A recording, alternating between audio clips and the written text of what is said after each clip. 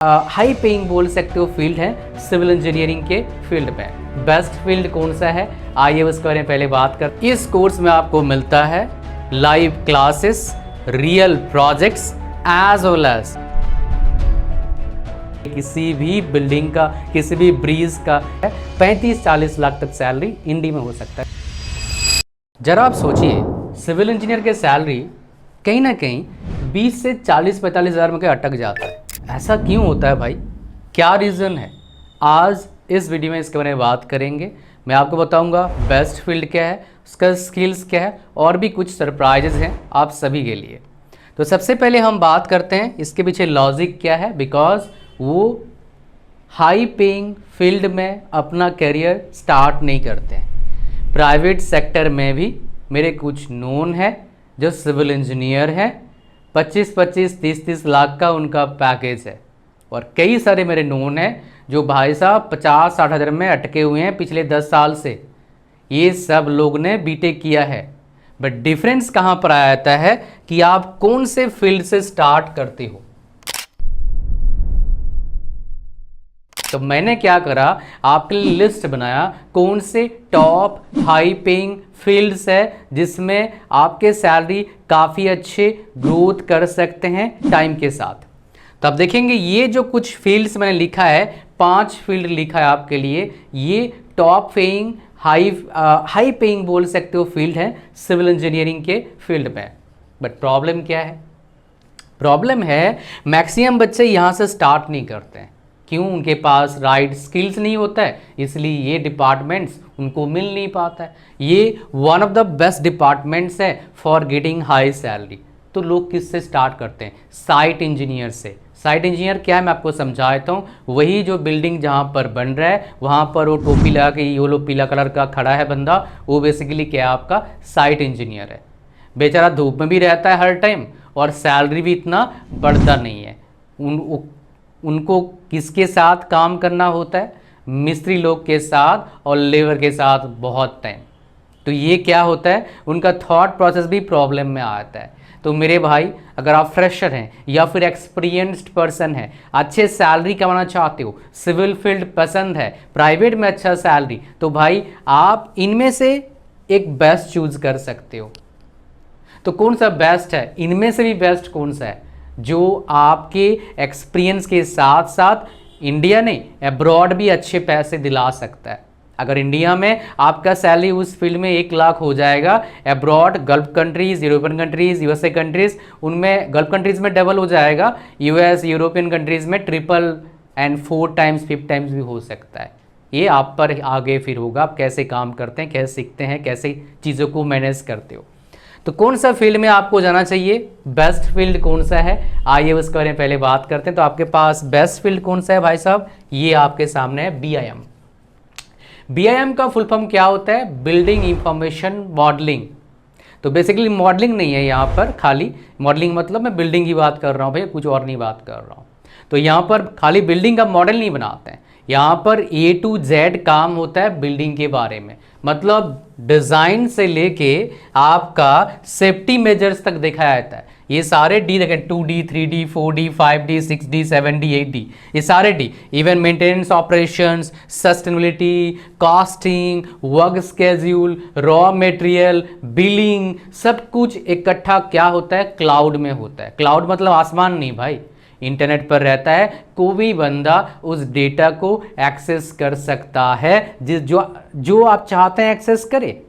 आपका एम्प्लॉयर हो या फिर आपके प्रोजेक्ट हेड हो, चाहे आप बिजनेस ओनर है कोई मान लो, वो भी, चाहे जॉब करने वाला बंदा जो उस पर काम करेगा, सब कुछ का वहाँ पर क्या होता है? एक्सेस होता है। हर चीज़ का एक्सेस हर कोई बंदा जो एडमिन होता है देना चाहता है वो चेक कर सकता है।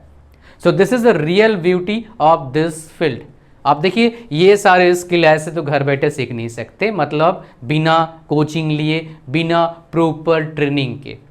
तो बहुत सारे ट्रेनिंग इंस्टीट्यूट्स हैं, वैसे ही एक अमेजिंग ट्रेनिंग इंस्टीट्यूट है जहां से आप बीम इंजीनियर कोर्स कर सकते हैं। आइए पहले उसके बारे में जानते हैं, फिर आगे बढ़ेंगे इस वीडियो में।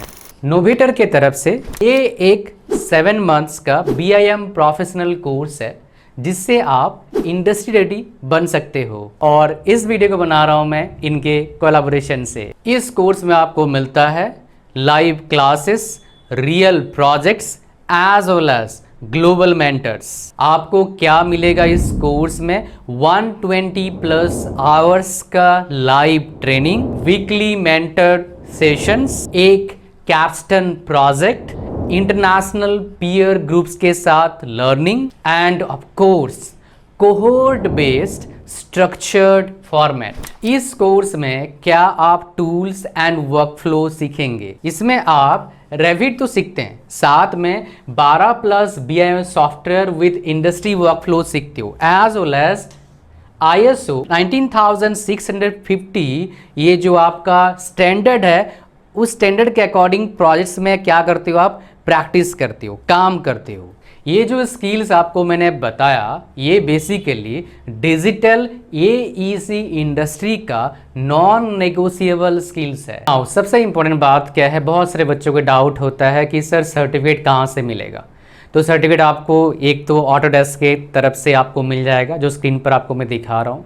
दूसरा आपको मिल जाएगा आपका नोवेटर के तरफ से भी सर्टिफिकेट आपको मिलेगा। तीसरा बहुत important NSDC national skill development corporation, उसके तरफ से आपको मिलेगा। And after completing the course content का एक्सेस आपको मिलेगा life time flexible learning format के साथ। आपके जो सेशंस लेंगे ये ऑलरेडी ग्लोबल AEC कंपनीज में काम कर रहे हैं।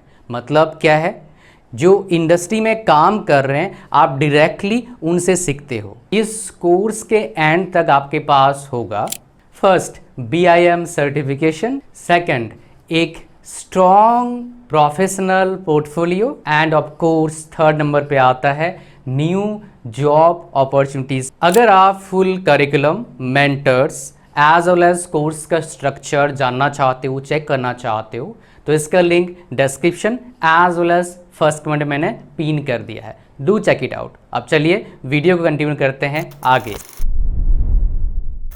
सबसे जो मेन सॉफ्टवेयर आपका आता है, एक आता है रेविट आता है। जितना भी 3D मॉडलिंग बिल्डिंग का आप रेविट से बना सकते हो, और रेविट में मास्टर कर लिया तो BIM का एक पहला बड़ा पड़ाव आपका कंप्लीट हो गया।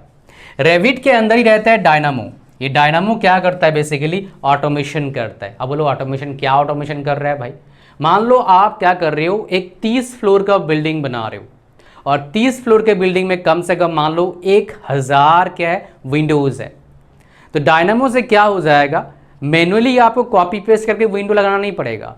आप प्रोग्राम वहां पर एंटर करेंगे तो पूरा 1000 का विंडो इकट्ठा लग जाएगा। मतलब क्या है, रिपीटेटिव टास्क जो है करना नहीं पड़ेगा आपको, टाइम बचेगा, फास्ट काम होगा। तो डिजिटल वर्ल्ड का यही काम है, ऑटोमेशन लाना, टाइम बचाना, प्रोडक्टिविटी को 2x 3x 5x करना, ठीक है, विथ मेंटेनिंग क्वालिटी। क्वालिटी से कंप्रोमाइज करेंगे प्रोडक्टिविटी का क्या फायदा फिर, ठीक है।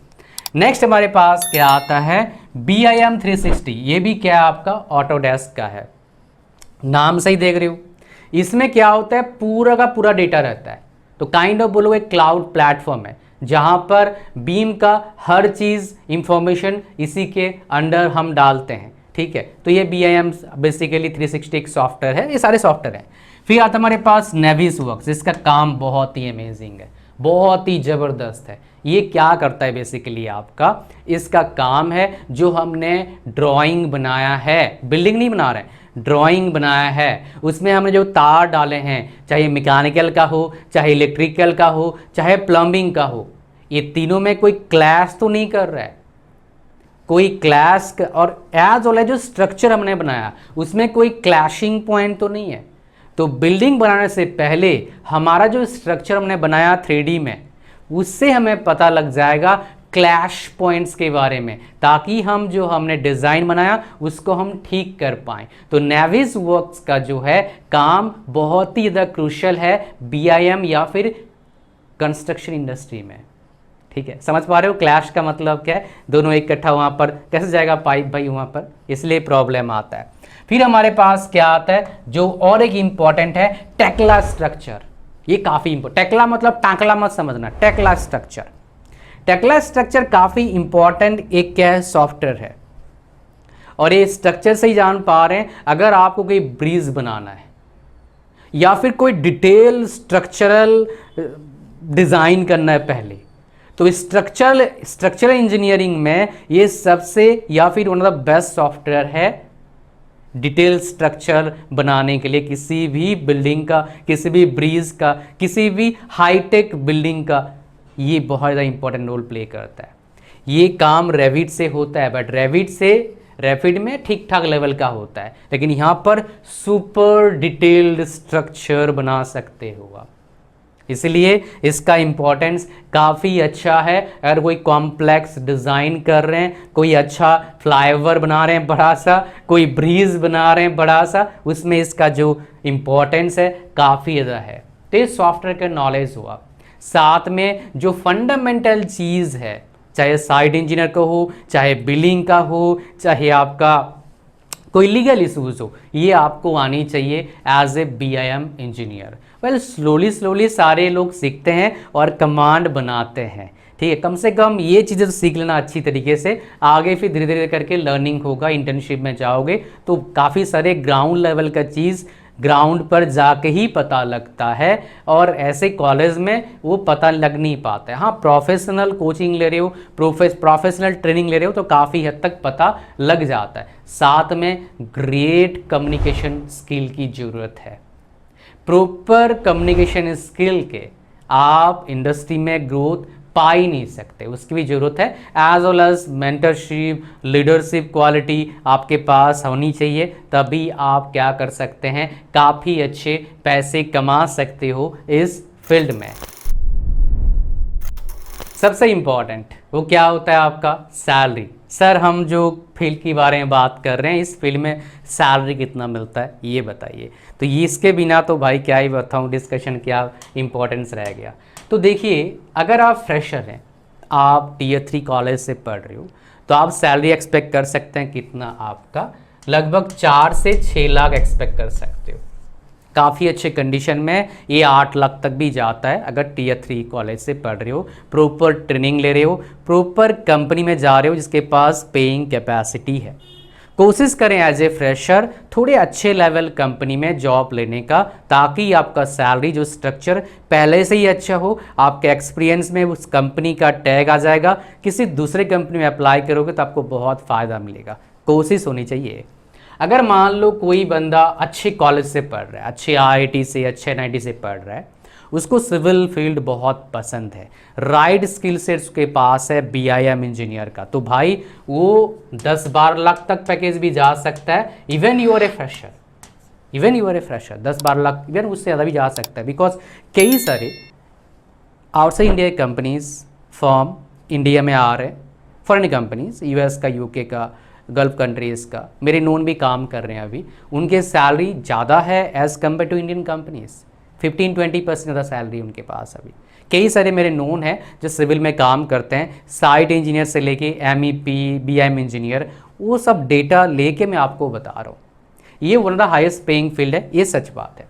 अगर मैं 5+ ईयर्स की एक्सपीरियंस की बात करूँगा, अगर यहाँ से स्टार्ट करता है कोई 4 से 6 लाख में, तो उसका सैलरी 8 से 12 लाख 13 लाख तक जा सकता है, 15 लाख तक जा सकता है। अगर कोई इससे स्टार्ट करता है तो उसका सैलरी 5 साल एक्सपीरियंस में 20 लाख 22 लाख तक जा सकता है।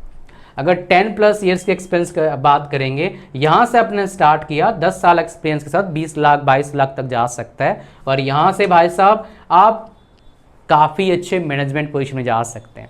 लेकिन जब आप टॉप कॉलेज से पढ़ाई कर रहे हो, सिविल फील्ड में काम कर रहे हैं, आप चाहते हैं टॉप मैनेजमेंट पोजीशन मिलना। बिकॉज मेरे एक नोन आए थे, काफ़ी बड़े कंपनी में काम कर रहे थे, उनके पास 15 साल प्लस का एक्सपीरियंस था, प्रिसाइजली 19 साल के आसपास एक्सपीरियंस था, उनका पैकेज था 24 लाख के आसपास। अगर 5 टॉप कंपनीज की बात करूंगा इंडिया में, उनमें से एक में वो काम कर रहे थे।